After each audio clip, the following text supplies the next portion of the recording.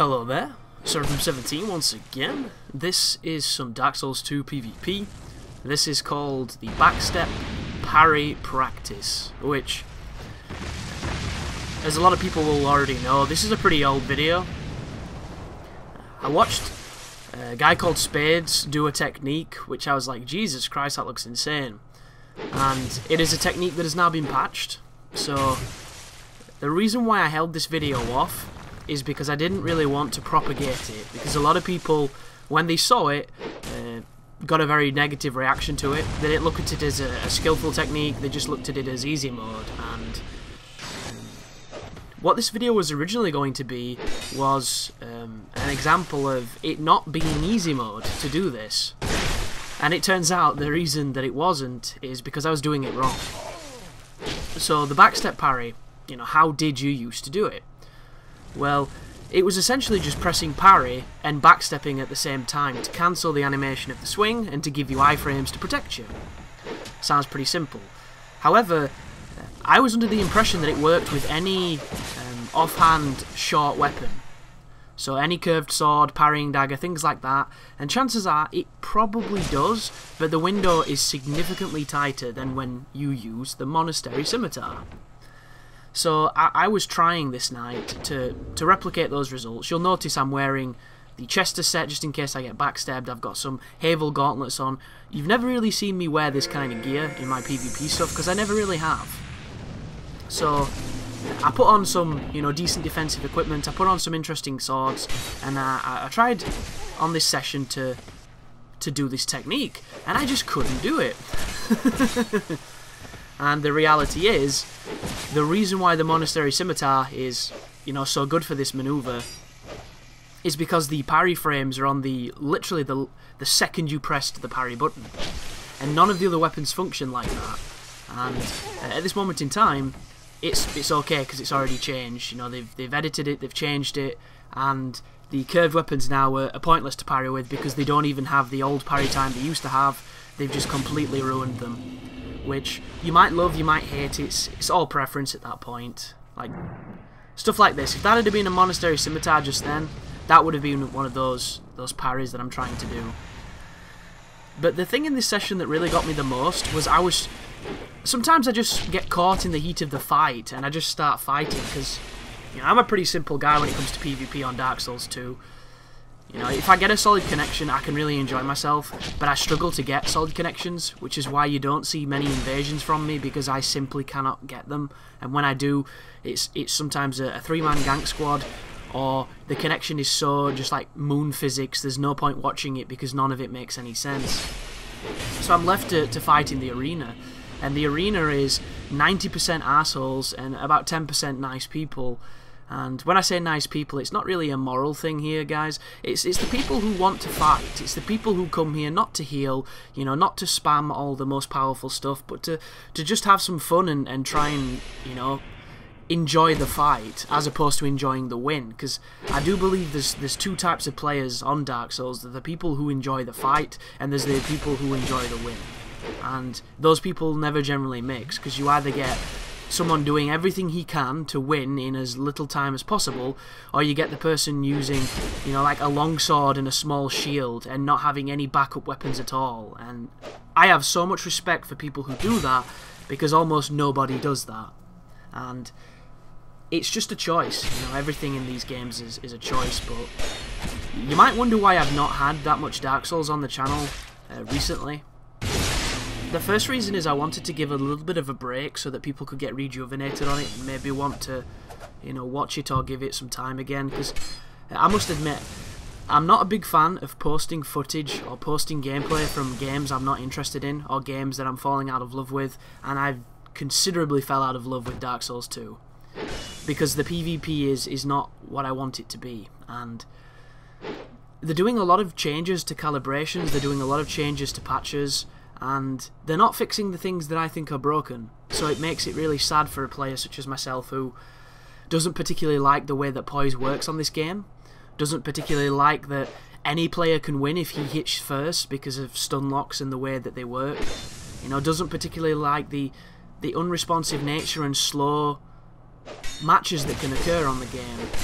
So it's just, I wish that they would get rid of things that there are legitimate problems. And to me, a legitimate problem is not necessarily the, well, what's that fucking weapon called now? The Santia's Spear. Don't get me wrong, I think Santia's Spear is kind of ridiculous, but at least it was interesting. And I know everybody used it, which is one of the sad things about weapons, but how many people do you see using this resonant weapon on a katana? I see more people using his setup than I ever did see Santia's Spear, because people realise that as good as the Santia's was, if you came up against somebody who wasn't, you know, terrible at PvP and wasn't lagging immensely, you would be able to punish it with either a parry or certain techniques. So as much as it was everywhere and you saw it a lot, it wasn't so bad. But people who do, that was the first one. So there is the very first backstep parry, and you'll notice we're using the Monastery Scimitar and we're not doing anything different than what I was doing before. So I'm thinking, well, I've got the timing now, so hopefully we'll be able to make this technique work and I'll see, you know, what it's like. And I've got to say, as much as it's difficult to punish, I think the timing on it is tougher than people gave it credit for. And I'm somebody who particularly likes things that are quite difficult to time, and there were parts of the backstep parry that just didn't work as well as you thought they would. Like, that was a good connection, that fight, because I would have been 10 times out of 10 hit by that rapier just then. But we've got another person here, dual wielding. One hand he's got the Espada Ropera, there was his Ring of Thorns, and then in the other hand I think he's got some kind of long sword. So at least this guy's doing something interesting. He's wearing the gauntlets that increase your crits randomly, and hopefully he doesn't know how to do the glitch that gives you endless crits. Unless that's been patched, and I hope it has, because that seemed kind of crazy. But here's my least favourite level in the Colosseum for any new viewers. I fall off this bridge more than I've ever been killed on this bridge. There is the second successful. That was a roll parry, that one. That was the moment when I realised that there's something to this technique. And it's kind of crazy, because I think the roll one looks really good. You know, I'm not going to argue the logistics of how it might be cheaper than people perceive it to be and things like that, but at least it looks fun. So I had no stamina here. That was a big mistake. If I'd had stamina, I could have punished him, because it was a very repetitive motion. He was rolling and evading and using the iframes and then attacking. But I have terrible stamina management on this game, and I think it's because everything seems to take more stamina on this game than it ever has before. You know, you can have 50 endurance and still feel like your stamina bar is as tiny as it was when you had 20.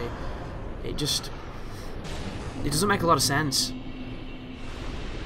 But that wasn't a very good practice run just then, because I was using more magic than anything else. But I think that guy, I was bumping into him quite a lot, and whenever you see anybody wearing the full alone set using a katana with a buff, it tells you that they're here to kill, because it's a very powerful setup. The armor's great, the weapon is obviously great.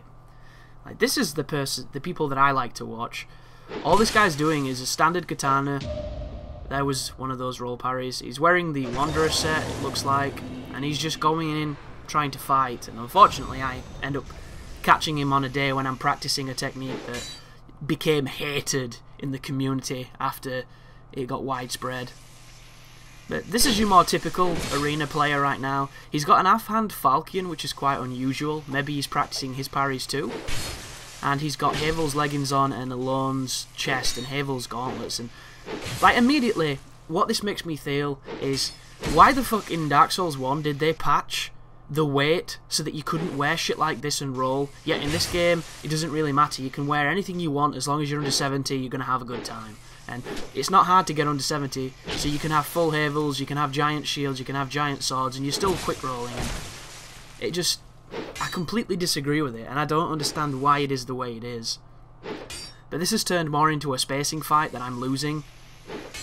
Or I perceive myself to be losing, even if I might be having an advantage.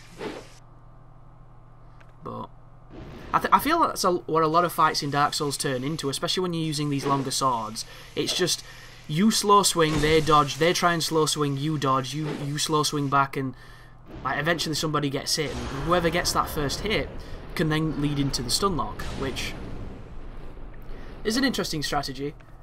But I find it fundamentally boring, and I love that shield. I love the sound it makes. When I go back and I watch Dark Souls 1 content, it doesn't compare, because the first game had so much speed, so many interesting things happening all the time. Even the standard swing, dodge fights were more exciting than they are in this game, and I don't know if it's just because I'm falling out of love with it, or if it's always been that way and I just didn't see it because I was in that honeymoon period, but I'm going to try my best to keep these as positive as possible, dudes, because I don't want to just mess everybody up.